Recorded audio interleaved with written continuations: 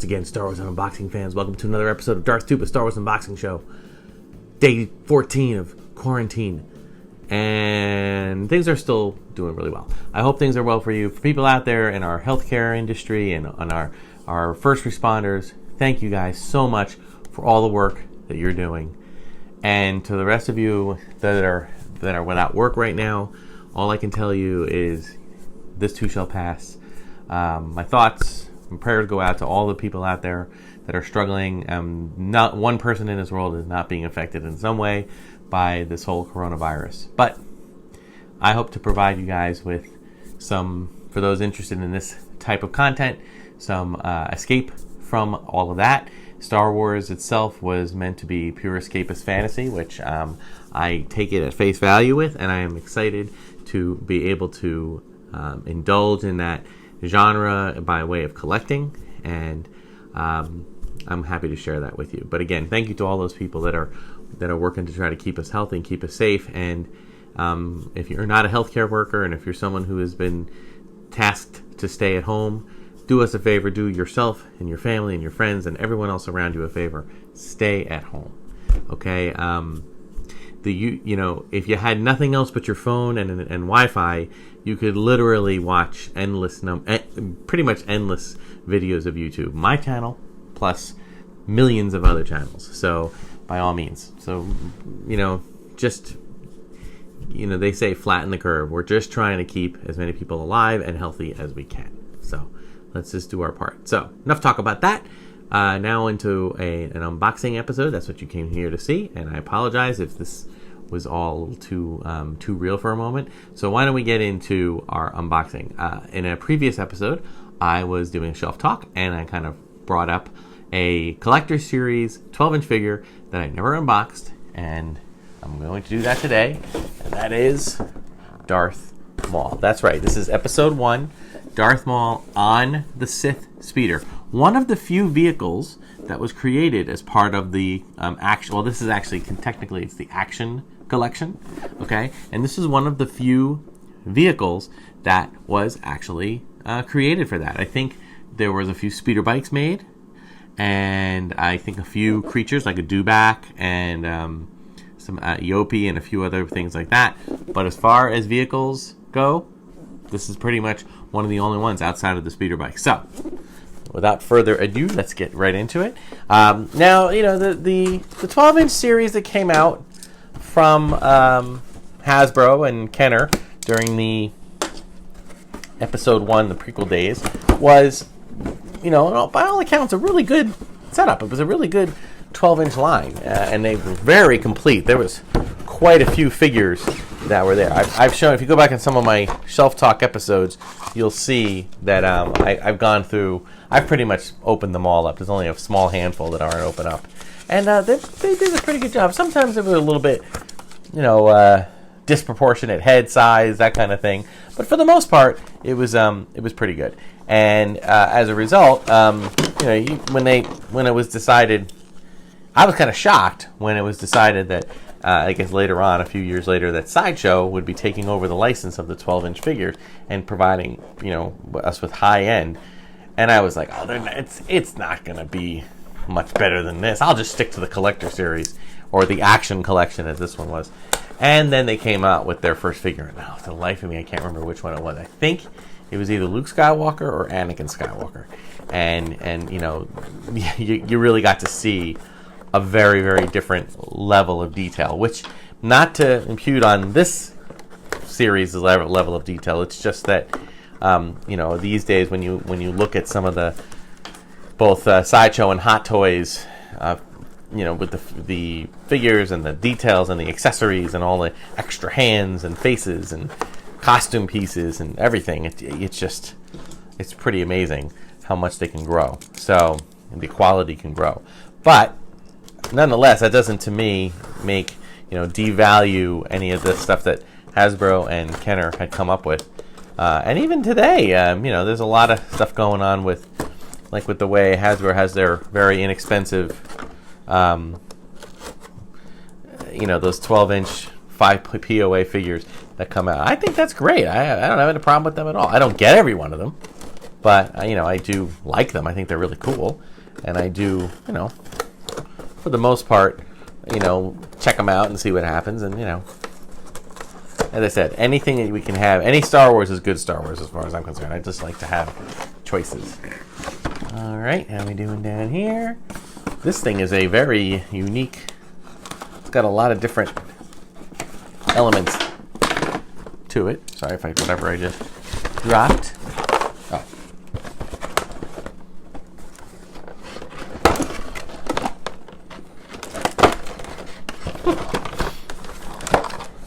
Sometimes I worry about the quality of plastic in the vehicle because I worry that it's going to be inferior. Like for those who've seen, there is a. Oh my goodness, Darth Maul, what do you got going on here? That was what was keeping that little piece of thread was keeping him tethered. Oh, not just that one. There's one right here too. All right, always good. As I said in previous episodes, best thing you can do is have a pair of box cutters. Kids, be safe. The pliers that have the snipper at the end there, on the inside, that's always a good thing too. All right. There he is, Darth Maul on a Sith speeder. I always wondered that, though. Is it a Sith speeder? Do you have to be a Sith to ride it? Or will it not allow you to ride it? If you try to sit on it, will it eject you like a James Bond film? Who knows? One can only theorize. All right, so now, first out of the gate, I will say that the speeder itself is very nice. It is a little loosey-goosey, okay? You can't really, I guess with a little bit of, work, you can actually get it so that it stays. Yeah, unfortunately, the rubber band material that they used for this is all coming apart, it was not meant to stay in its package. So now, if I recall, all right, I'm going to keep the rubber band around his hand for right now. It's tethering, so I'll get this a little higher there. You can see that he's got a rubber band connected to his lightsaber. I just want to keep the lightsaber on, okay? All right, now let's make sure. Here, you stay. Maul, stay. Let's see what we got. All right, we got one of these. Now, these are some plastic pieces that look very much like they are just simply display pieces. It's a really nice box. I'm almost sorry to open it only because, the box is really nice. It's got a nice little backdrop. They got the sandy Tatooine dunes there in the background. But this is an unboxing channel, so we do the unboxing for the cause, and it's okay. I do appreciate that there is a one. I like that it only has one set of everything. Okay, now I do have a little bit of an instruction kit where hopefully, it gives us a little bit of detail here on what to do with. Okay, all right, we got a clip.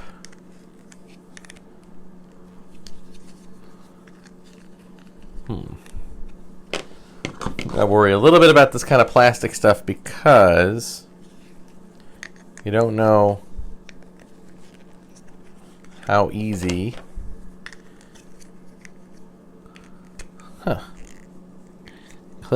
Slide clip into bases.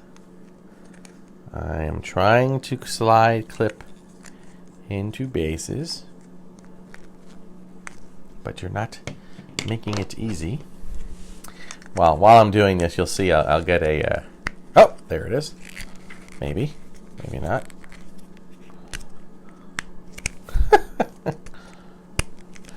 Obviously there'll be a... it's kind of weird, but it seems to be right. And Let's do this one. Okay. And then it's got a little thing on here. I think this just... Oh.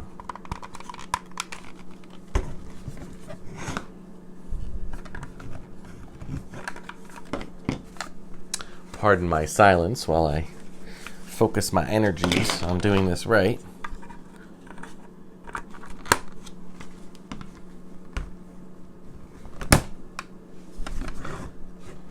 Okay, this one seemed like it's good.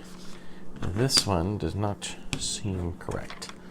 But I think, and there it is. All right. Boom, there it is. Okay, it's, you can see, rests on its thing like that. Okay, there you go. And it does have a little bit of steering. I think that's why I do it, so you can have it leaning. That's cool. I like that. Okay, now, ordinarily I wouldn't be putting the lightsaber hilts in here, but I'm going to because otherwise I have no place for it to go. There is a...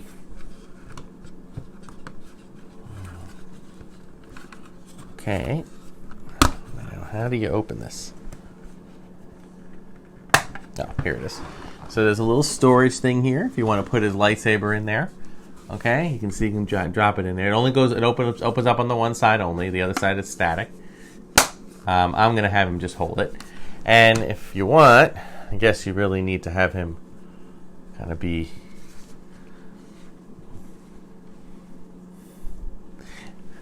Do you ever recall Darth Maul smiling like that? I recall it on the promotional materials, but I do not recall it on actual... I do not recall it on in the actual film. I only recall it on book covers and things of that nature. So anyway, it's a really nice figure. It's got a great, it's, you know, it's, you can see if I get you some close-ups here, and I'll get some Photoshop, you know, photos kind of in here. But if you look here at some of his material, you can see that it's actually kind of grooved. It's got a nice little, almost a corduroy-like pattern. So that's kind of nice. He's got the vinyl boots, you know, and again, the points of articulation are pretty good. His wrists move, his elbows, his arms, his waist, okay?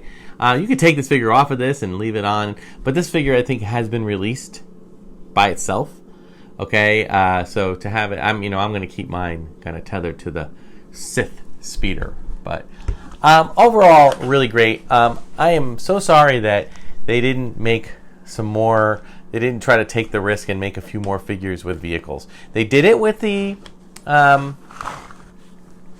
speeder bikes, and I think I got, I want to say I got Leia on the speeder bike. I don't think I got the biker scout. I think I was too late to picking that one up. But I got Leia on the speeder bike, maybe Luke too, and I got a stormtrooper on Dewback, and I think those were it. Oh well, except there was a Luke on Han Solo on a Tauntaun. There was Luke with a Wampa. So there was a few other figures, but that kind of came with vehicles or creatures or whatever. But really nice. I think they did a good job. I think maybe this might have only been a victim of the the oversaturation of the Episode 1 merchandise. And I hate to say it, and maybe leave a comment if you agree or disagree. But I miss that. And I'm not sitting there to complain like, oh, it's nothing like it used to be. You know what? Everybody does what they do for a reason. I am, on one hand, I'm happy that I don't go into Walmart and see an entire wall of Star Wars and wishing I could buy everything, okay? But on the other hand, there was just something nice. And again, for you youngins, you might not remember this, but, in the 1990s, 99, it was so nice to just walk into a toy store, Toys R Us, KB Toy Hobby in the mall, Walmart, Target, Kohl's even, anything, and just see a long stretch of that dark red and black packaging indicating that it was Star Wars Episode 1, The Phantom Menace, and there was all these toys and collectibles of every sort, every size that came out. It was spectacular. Yes, they way overshot the mark on how much product would be needed, but it was still really cool. And anything, I am a fan of Episode 1. I love Episode 1. I will watch Episode 1 fondly. Anytime it comes on TV, I will just, for no reason, just put it on my digital and watch it. It's one of the first movies that I actually figured out how to put onto my iPod when iPods were really popular, so I could watch it on my iPod. So I have an affinity for that. I love the Darth Maul character. I think the lightsaber battle between Obi-Wan, Qui-Gon, and Darth Maul is the most epic battle, maybe second only to Anakin, Obi-Wan in Episode 3. And don't get me wrong, I love the sequel trilogy. I love the original trilogy. I'm a lover of all things Star Wars. And yes, the political kind of taxation of trade routes is in dispute. Storyline was a little bit far-fetched, but it still brings a lot of joy when I think of it. It brings far more joy than any kind of sadness. So, and this speeder I thought was really cool. I thought him kind of riding around on would look like essentially the letter C, but sideways. C is C is for cookie. I don't know, but it's not for cookie. It's for speeder, but it's not. So anyway, I just thought this was great, and now this will find a nice spot in the collection, among all my loose stuff. So thank you so much for watching. Be sure to like, subscribe, hit the notification button. You'll notice that we've been dropping a few more episodes this week, and we'll probably do another live one here and there, maybe an extra shelf talk. I have a project, so since I'm trying to look around for something that I wanted to do now that we're all kind of confined, and I thought I would try to maybe do a multi-part series on just some type of a project. And I'm looking at, I have a one shelf talk that I've avoided doing is with this giant display case that I ended up getting from a closed out store that no longer has lights in it. It had lights in it, but the lights are no longer working because they just yanked out the cord. I was thinking about either getting like strip lights to try to reattach some type of lighting so you could see what's in the display case a little bit better. So I might be working on that and maybe doing it in a few parts. So we have that to look forward to. I still have the Ewoks to open up, and yes, it will happen. It's just something I want to do with it that I just have to move a few things around the setup. I still have a few items coming in the mail. We will eventually get to Disney World. Unfortunately, the trip that was planning on happening in just a few weeks is not going to happen for obvious reasons. So we will be getting back there. Hopefully summer, fingers crossed. If not fall, fingers crossed. If not winter, fingers crossed. We will get there again. All right. Thank you so much for watching. Check me out on Instagram, Twitter. Like, subscribe. We are just, at the time of the recording of this video, we are just individuals away from 4,000 subscribers, which is fantastic. So keep spreading the word about the channel. Thank you so much for watching. Until next time, may the Force be with you.